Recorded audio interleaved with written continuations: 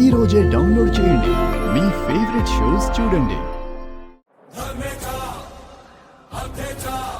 మా ఆయన్ని కౌగలించుకుంది అత్తయ్య గారు.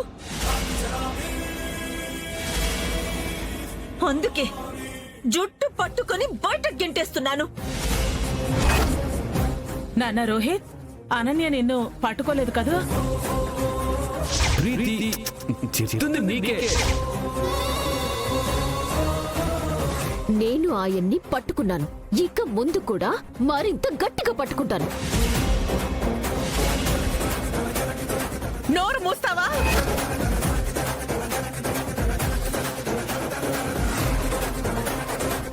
ఏంటి పిచ్చి పిచ్చిగా వాగుతున్నావు? నా మెల్లో ఆయన కట్టిన తాలి అబద్ధమైపోతుందా?